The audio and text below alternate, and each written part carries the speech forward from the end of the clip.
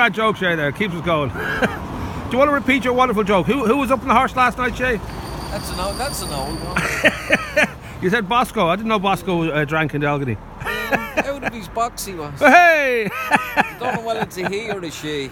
Well, I'm sure after a few drinks it doesn't matter. How was Elvis? What were you doing with Elvis? Good old Elvis. We're doing some restaurant reviews. He's in great shape. Yeah, we're just sort of hitting some of the I thought finer. he was dead.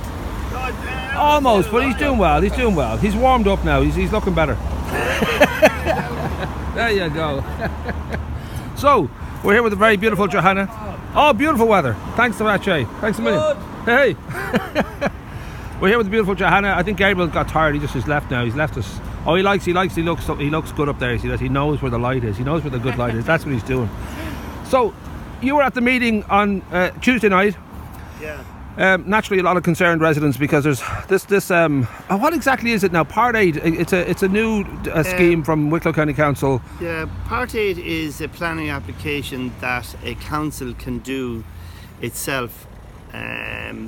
To itself. Okay, it doesn't have to go through. So in simple terms, it's a planning application by the local authority. All right. To do a scheme for themselves. Okay. And the main thing in the application is that the junction here, which is at the bottom of Bellevue Hill, right, that junction is improved because it's a part of the planning application, which is a part of Gurteen Way up Bellevue Hill here, as you know. Yes, 74 houses been... 82 houses. 82 now, all right. And there's a special condition in the planning that this junction here has to be improved, agreed and built, along with the future realignment road, which is another special condition in the planning. Right. So there are 2 special conditions in the planning to state that the future realignment road...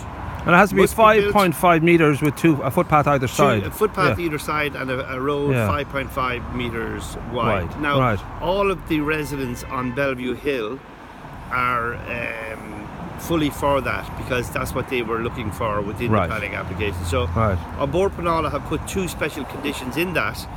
So, the disappointing thing about the Part 8 is that they didn't mention the future realignment road, but that's already in the scheme, shall we say, as part of the scheme. Okay. But they specifically said that the junction here has to be agreed, drawn and completed before commencement works up there.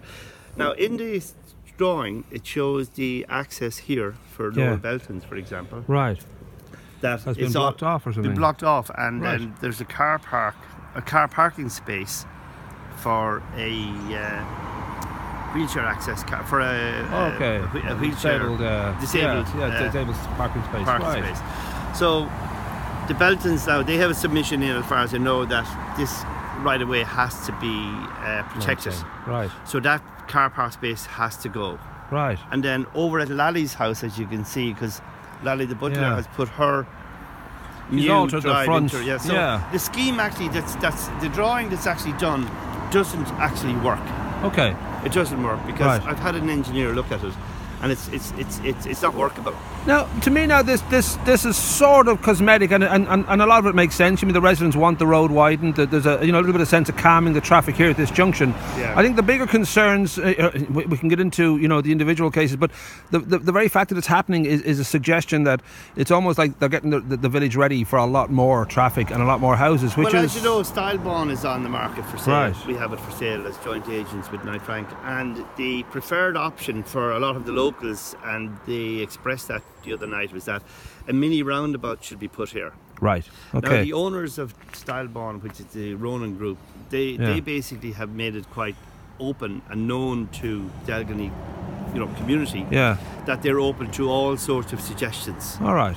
And whether land is ceded or not, in other words, given over, that would be part of any negotiation that would have to happen, whether the Ronans keep it or whether they sell it. Right. So anybody coming in here.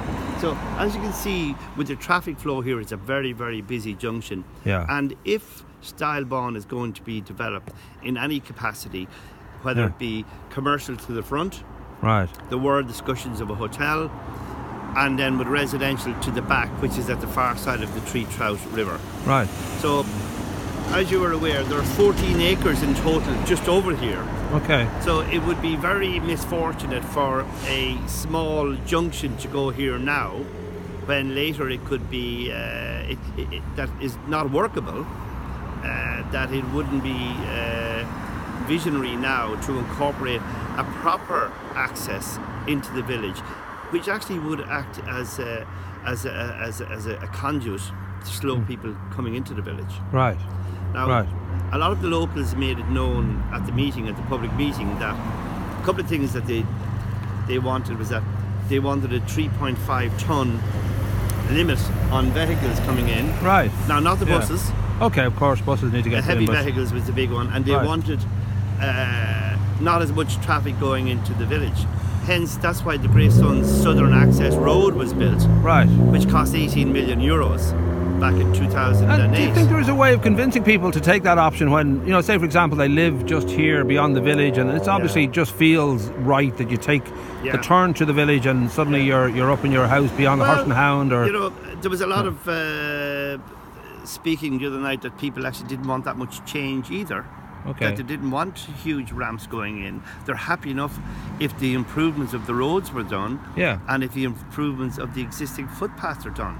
Okay. So that wouldn't be a tall order either. Yeah, and I can see, as I said, I can see the logic of those particular changes, and probably more contentious, and we get onto that, is the wall at Ludlow's, the idea that might be a compulsory purchase to widen what is a very narrow little bit of road there. Yeah. I mean, that could be a big difference in appearance, and it could also, you know, change, because it is... Well, you're dealing with private land there that's owned by a private family within the village, and it's their right to keep their land, but it was a thing that the local authority are not, shall we say, if negotiations broke down in doing a deal on land acquisition, well then that can turn quite difficult in the sense it then turns into a compulsory purchase order. And nobody wants any compulsory purchase order of any lands, especially of privately owned lands. So, is there a sense that the road being widened there needs to be done, or is there people saying, well, we can survive as it is? Some people made their views at the meeting to say that, listen, this had been brought up back in 2013, 2014, and at that time they were happy enough with a stop and start or stop and go with the buses. Right. And I think more people in the room were for the wall not to be removed, rather than the wall to be removed. Okay, so the stop and start thing works down to Burnaby, and there's many examples where that's in Dublin that works. It's a cost factor then as well of all the engineering works of removing a lot of that property. And the time spent in disturbance and all that. So, now, I can't help but feel also that Delgany, you know, like Greystones, but even more so, is one of those prime locations to live. So when you look at something like the Carmelite nuns, very, very likely selling up and moving on, there's a huge chunk of land right in the middle of the village, prime. Well, it's owned residential, it's 15 acres, it's adjacent to Gurteen, so at some stage it's there. So again, you're going to end up with another influx of many cars and many families. And well, Paul, as we stand here, right, as the crow flies, within, I would think, maybe 1,000 meters from here, there are going to be 1,000 houses built within the next 3 years.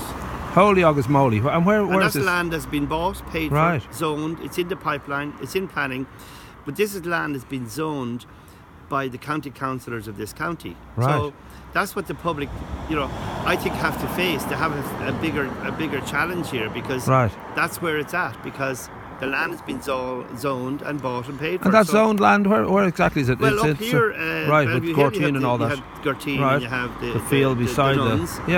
So that'll be, probably the guts of 300 units up on that road. Right. Here you have Stylebone, which will be approximately, maybe, with the commercial at the front, maybe 50, 60. Right. Then you go down Bellevue Hill, the 40 acres there. That changed hands about a year ago. Right. And plans are in place now to go for a planning there, I believe, of 400 houses, which is literally just around the corner. And then Charles, and around the corner of that is there's another lodgement taking place of a fresh planning there of another 200 units. Right. So without adding up a lot of that, there's the guts of 900 units. Yeah. Another big saga the other evening was that there was a lot of disappointment from the locals to say Church Road, up by the Carmelites, that road between the Wicklow Arms and right up as far as St. Lawrence's School. Oh, Chapel Road. Chapel Road, sorry. None of that has been included in this scheme. Okay. The only scheme included in this Part 8 is from this junction down as far as the Killing-Carrick roundabout, which is a total waste of time, because like that road is reasonably okay within reason. There are areas that need improvements, but where the real Part 8 should have taken place is on Chapel Road. Right. Because if you go up past the Horse and Hound, and literally before you hit the Carmelite nuns there, you have to stop there. And the amount of traffic going in there every day from 8 in the morning, especially to St. Lawrence's School, and then again at 2:30 or 3:30 in the afternoon, that is quite dangerous. The biggest issue that Delgany residents at the meeting the other night was the safety for pedestrians, the safety for cyclists, and the safety for motorists. But the big thing was that there's such an influx of cyclists now coming into Wicklow. You come here on a Friday, Saturday and a Sunday, and the roads are inundated with cyclists, which is great to see, and we welcome them here, and it's great for tourism. Well, not cyclists, no, you can't. You have to draw the line at cyclists. Well, I don't know, but we'll tolerate them. Let's not say welcome. We'll tolerate them. They come here and they stop and they love to visit here, so it's all part of the nature of the I can village, see the practical side, which is making sure everything, basically traffic flows and people are safe and there's pedestrian crossings and all that kind of stuff. But really the bigger picture is the fact that the landscape is going to change dramatically, most likely in the next 5 to 10 years. And of course that's a concern, because I grew up in Delgany, and many people who live here absolutely adore how it looks now and what it is, and maybe it'll have that Dalkey thing of just retaining a main street that never changes. If we can keep the main street to the heritage street and village that it is, that's a tall order. Yeah. With the mass of a lot of muscle coming and pushing in on it. With Wicklow Arms will have at the moment we only have one pub, we have a church, and we have a shop, we have the Farley's Butchers. It's very, very quaint. Right. So, we have the Bear Paw, and then we have the Delgany Inn, and all those businesses are doing quite well. Yeah. The only other extra commercial that I can see happening, the Wicklow Arms have actually changed, its contracts have changed hands. All right. So I think you'll see something happening there over the next 6 months. That you get an end user in there, possibly in food or in food and drink. Right. So the only other kind of commercial future development I could see happening in Delgany would be Stylebawn here, where exactly the front wall has been mooted that it could be possibly removed, and then as you look in, then you'll see actually Stylebawn House, which then will become the nucleus or the heart of the village. Right. And not much commercial going in there, so there isn't much more room left for commercial development. But for the other residential, unfortunately, that land has been rezoned and earmarked for residential. It's going to be tough now when the church, the Catholic Church, is turned into a McDonald's, so that's going to hit the town pretty hard. Well, when you saw the town hall, I don't know what you're laughing about. When you saw the town hall in Bray all those years ago, it's 20 years ago, that achieved McDonald's, and it works quite well now. I'm not saying McDonald's should come into, but I would go up market. We go Burger King. We go up market. Have challenges in today. So overall, the general feeling of the meeting the other night, I felt that people were not happy with the overall plan that had been, and there's a lot of tweaking to be done. And is there a fear of the sheer volume of the way that, it feels like a tsunami of houses are coming towards the village, and obviously it can take a certain amount if the roads are, and traffic is basically considered, but it seemed most people are concerned that we're already buckling under the pressure, and the idea that there's going to be up to maybe 1,000 more houses sprinkled around this area. And each house now has 2 cars. Yeah. Because it's not as if we're so close to the Dart or to the Lewis here. Sure. Okay, we have a good bus network, but most cars here, and most people in Delgany here go by car. Now, a lot of people do walk. Yeah. The biggest issue I think we have in Delgany is road safety for pedestrians, and especially people with buggies, young children walking, whatever. Bellevue Hill is absolutely lethal. It's waiting for an accident to happen. And God forbid if something happens and that the planners and the councillors are not focused on